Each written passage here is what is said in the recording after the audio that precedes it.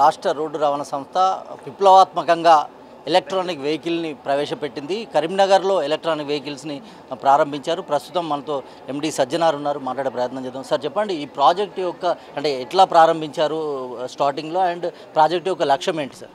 ముఖ్యంగా మనము వివిధ జిల్లాల నుంచి హైదరాబాద్కి కనెక్ట్ చేయడానికి ఎలక్ట్రికల్ వెహికల్ బస్సెస్ని మనము తీసుకురావాలని చెప్పి యాజమాన్యము డిసైడ్ చేయడము.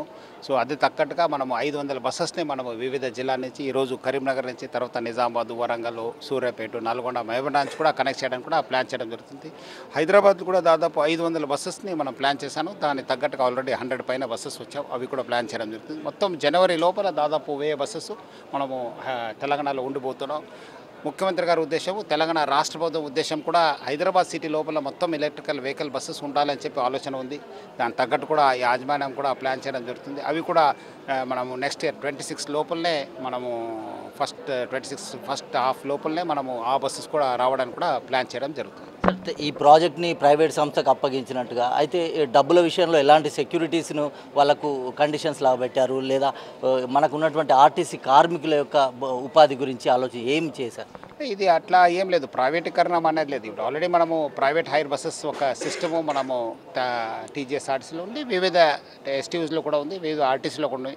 దాని సేమ్ మోడల్నే మనం ఎలక్ట్రికల్ వెహికల్ బస్సెస్కి ఇంప్లిమెంట్ చేయడం జరుగుతుంది. ఇది మనదే సంస్థ, మనదే ల్యాండ్, మనదే అసెట్స్.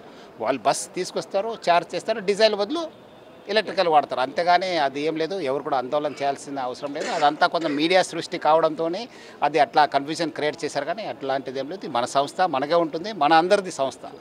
సార్ దీని అంటే మెప్మా ద్వారా కూడా నిధులు సేకరించి బస్సులను కొనుగోలు చేయాలన్నారు, ఏంటి సార్ అసలు ప్రాజెక్ట్? ముఖ్యంగా మంత్రి గారు ఒక ఉద్దేశము, మెప్మా ద్వారా మనము ఎస్ఎస్జి గ్రూప్ ద్వారా కూడా మనము బస్సెస్ తీసుకోవాలని చెప్పి ఆల్రెడీ ప్రాథమిక దిశలో ఉంది. అది ఆ డిస్కషన్. వచ్చే రోజు ఒక 500-600 బస్సెస్ని మనం తీసుకోవాలి.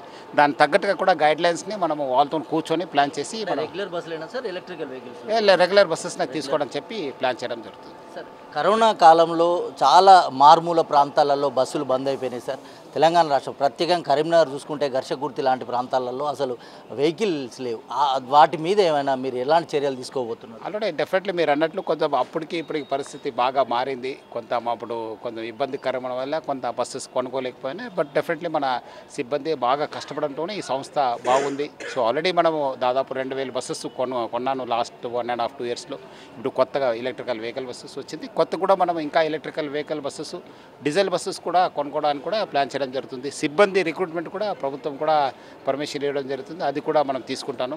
సో వచ్చే రోజు డెఫినెట్లీ మనకు కూడా ఉద్దేశం ఉంది, ఎవరు కూడా అందరికీ మేలు జరిగే ఉండాలి, అందరూ మంచి ఉండాలని చెప్పి, ప్రజా రవాణా వ్యవస్థ అందరికీ చేరాలని చెప్పి ఉద్దేశం యాజమాన్యం కూడా ఉంది, రాష్ట్ర ప్రభుత్వానికి కూడా ఉంది. డెఫినెట్లీ వచ్చే రోజు అన్ని విలేజెస్ కూడా బస్ కనెక్ట్ చేస్తాను. సార్ జనరల్గా కూడా మీరు డైనమిక్గా ఉంటారని ఒక పేరు ఉంది. ప్రజల నుంచి ఎట్లాంటి సూచనలు మీరు కనీసం ట్విట్టర్లో పెట్టినా కూడా స్పందించిన పరిస్థితులు ఉంటాయి.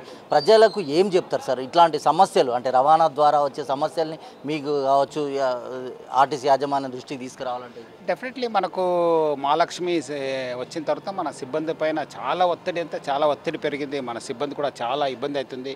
ప్రజలు కూడా ఒక ఓపిక ఉండాలి. మనం ఇప్పుడు ఇది అందరు సంబంధించిన సంస్థ, అది ప్రజా రవాణా సంస్థ. మీకు ఎవరు లేనప్పుడు మనము మీ ఊరికి కానీ, మీ పండుగకి కానీ తీసుకెళ్ళేది మా బస్సే, మా సిబ్బందియే, మా సంస్థ. ఇప్పుడు కొంచెం ఎందుకో ఇది కావడంతో కొంతమంది మా సిబ్బంది పైన దాడి చేయడం అనేది చాలా బాధ అనిపిస్తుంది. ఎందుకంటే ఏమో తప్పు లేకుండా ఏదో సైడ్ వేయలేదని చెప్పి చేయడం అనేది, మన బస్సు పెద్దది, మన డ్రైవర్ చాలా కష్టపడతారు.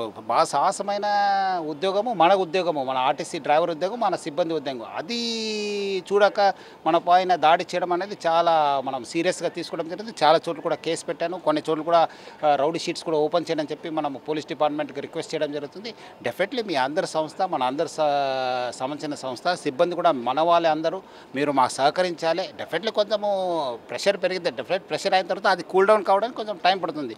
కొంచెం మనం కూడా యాజమాన్యం కూడా బస్సు కొంటాను, మీ అందరి కోసం శ్రమ చేస్తాను. సో మనం అక్కడ వచ్చేదాకా మనం కొంచెం ఓపికతో ఉండాలి, మాకు సహకరించాలని చెప్పి ప్రజలందరూ కూడా కోరుతున్నారు. మీరు అన్నట్టుగా ప్రైవేట్ పైన రకరకాల ఊహాగానాలు ఉన్నాయి కదా, కార్మికులకు కావచ్చు, ఆర్టీసీ ఉద్యోగులకు ఏం చెప్తారు? లేదు ఎవరు కూడా లేదు యాజ్ సిబ్బంది కూడా తెలిసి ఇది అంత ఇదే కొత్తది మనమే తీసుకురావలేదు. ఇప్పుడు అంతకుముందు పిహెచ్బి బస్సు ఉండేది, ఇప్పుడు ఎలక్ట్రికల్ వెహికల్ బస్సు వస్తుంది. అప్పుడు వేరే అందరు కలిసి వేరే వేరే వాళ్ళకి తీసుకొచ్చి బస్సు తీసుకొచ్చి ఇప్పుడు ఒక్క సంస్థ తీసుకొచ్చింది. అప్పుడు డీజిల్ బదులు ఇప్పుడు ఎలక్ట్రికల్ వాడుతున్నారు. అంతేగాని ఎవరు కూడా అలాంటిది అపోహ చెందాల్సిన అవసరం లేదు. ఇది మా సంస్థ మనకే మిగులుతుంది. బట్ వచ్చే రోజు డెఫినెట్లీ ఇది అందరికీ మన వచ్చే భావితరానికి మంచి జరిగే ఒక ఎలక్ట్రికల్ వెహికల్ బస్సెస్ తీసుకురావాల్సిందే.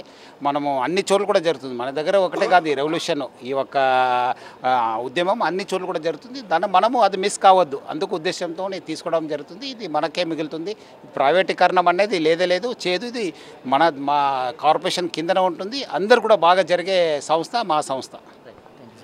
అదే పర్యావరణ హిత ప్రయాణము, ప్రజా రవాణా అంటే సురక్షిత ప్రజా రవాణానే లక్ష్యంగా ఈ యొక్క ఎలక్ట్రిక్ వాహనాలను ఏర్పాటు చేసినట్టుగా సజ్జనార్ చెప్తున్నారు. అదేవిధంగా ఎలాంటి ప్రైవేటీకరణ లేదని, ఉద్యోగులు ఆందోళన చెందవద్దని ఆర్టీసీ ఎండీ సజ్జనార్ చెప్తున్నారు.